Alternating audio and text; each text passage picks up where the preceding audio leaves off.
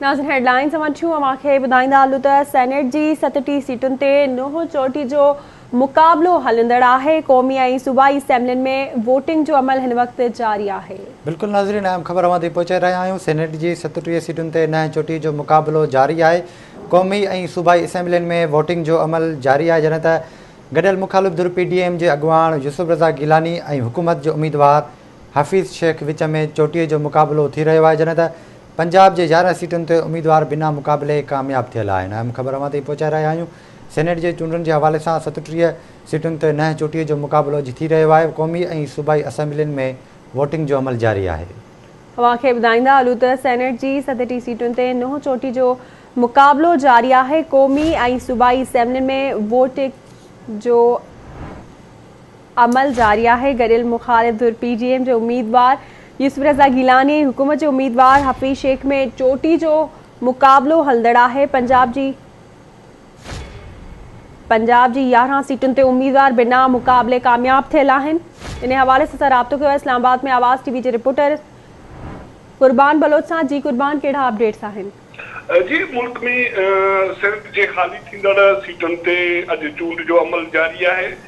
52 सीटूं सेनेट जूं जेके आहिनि उहे ख़ाली थियनि पियूं 11 मार्च ते। उन जी जाइ ते 48 सेनेटनि जी चूंड जो अमल अॼु थिए पियो, जंहिंमां पंजाब जा 11 सेनेटर बिना मुक़ाबले अॻु में कामयाब थी चुका आहिनि। बाक़ी 3 सूबाई असेंबलियुनि ऐं इस्लामाबाद मां 37 सेनेटरनि जी अॼु चूंड थिए पई। इन हवाले सां Sindh assembly, KPK assembly, Balochistan assembly ऐं क़ौमी असेंबली में जेका सेनेट चूंडुनि जे हवाले सां मेंबरनि जे उनजो वोट ॾियण जो अमल जारी आहे। ऐं क़ौमी असेंबली में चूंड जेको वोटनि जो अमल आहे उहो शुरू थी चुको आहे। उते 2 सेनेटरनि जी चूंड थिए पई, जंहिंमें सख़्तु मुक़ाबलो आहे। अॻूणे वज़ीर आज़म ऐं PDM जो उम्मीदवार सैयद यूसुफ रज़ा गिलानी ऐं PTI जे मौजूदा नाने वारे वफ़ाक़ी वज़ीर डॉक्टर हफ़ीज़ शेख में सख़्तु मुक़ाबलो आहे। उन सां गॾोगॾु सिंध असेंबली में 11 सेनेटरनि जी चूंड थींदी ऐं उन हवाले सां बि वोटिंग शुरू थी वई आहे। बलोचिस्तान असेंबली मां 12 ऐं KPK मां 12 सेनेटर चूंडिया वेंदा। अहिड़े नमूने सां मजमूई तौर ते 48 सेनेटरनि जी चूंड थींदी ऐं जॾहिं 11 मार्च ते 52 सेनेटर पंहिंजो मुदो पूरो कंदा त ही नवां सेनेटर ऐवान में अची वेंदा।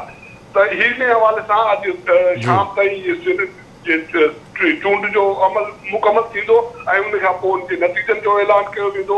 तंहिं करे सरप्राइज़ लाइ माण्हू इंतज़ार पिया कनि त उन लाइ जेको बि अमल आहे उहो इस्लामाबाद मां सेनेट जी चूंड आहे।